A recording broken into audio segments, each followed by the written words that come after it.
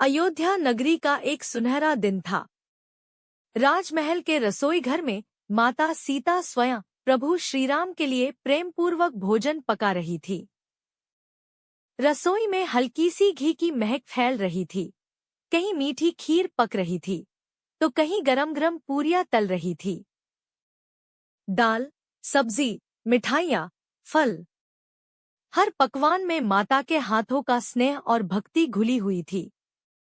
माता सीता जानती थी कि उनके प्रभु ने सुबह से कुछ नहीं खाया था, इसलिए वे चाहती थी कि आज का भोजन विशेष और स्वादिष्ट हो। जब सब कुछ तैयार हो गया तो उन्होंने सोचा, जब तक प्रभु स्नान और पूजा करके आते हैं तब तक कोई इस भोजन की देखरेख करे। उन्होंने अपने प्यारे पुत्र समान हनुमान जी को बुलाया। मृदु मुस्कान के साथ कहा, पुत्र हनुमान, यह भोजन प्रभु के लिए है। जब तक वे नहीं आते तुम यहाँ रहकर रसोई की रक्षा करना। हनुमान जी फोल्डेड हैंड्स करके बोले, जैसा आज्ञा माता।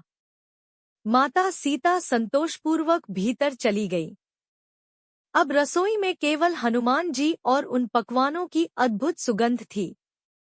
हनुमान जी की नजरें थालियों पर पड़ी। गर्मागर्म पूरियां, मलाईदार खीर, सुनहरी मिठाइयाँ और सुवासित सब्जियां। मन में विचार आया, ये सब तो प्रभु के लिए है, पर यदि थोड़ा सा चख लूं तो क्या हर्ज है? आखिर यह भी तो प्रसाद ही होगा। हनुमान जी ने एक छोटी सी पूरी तोड़ी। वाह, स्वाद तो अद्भुत था। फिर सोचा, थोड़ा सा खीर भी चख लेते हैं। बस एक कौर, फिर दूसरा, फिर तीसरा। कुछ ही पलों में एक थाली खाली हो गई। फिर उन्होंने दूसरी थाली में हाथ डाला।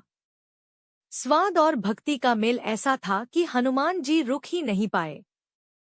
चखते चखते सारी थालियां खाली हो गईं। उधर माता सीता रसोई में लौटीं। उन्होंने देखा एक भी पकवान बचा नहीं। आश्चर्य और हल्की चिंता के साथ बोली, अरे, यह क्या हो गया? प्रभु के लिए तो कुछ भी नहीं बचा।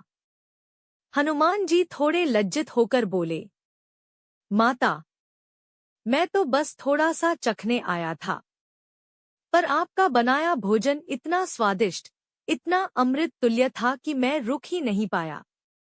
अनजाने में मैंने सब खा लिया। माता सीता ने हंसते हुए हनुमान जी के सिर पर हाथ रखा। पुत्र, इसमें कोई दोष नहीं।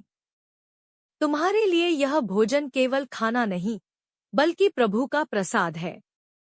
शायद यही प्रभु की इच्छा थी कि आज यह प्रसाद पहले तुम्हें मिले। इसके बाद माता सीता ने प्रेमपूर्वक पुनः भोजन तैयार किया और प्रभु श्रीराम को परोसा। और इस प्रकार यह घटना माता सीता और हनुमान जी के बीच के अटूट प्रेम, स्नेह और अपनत्व की अमर गवाही बन गई।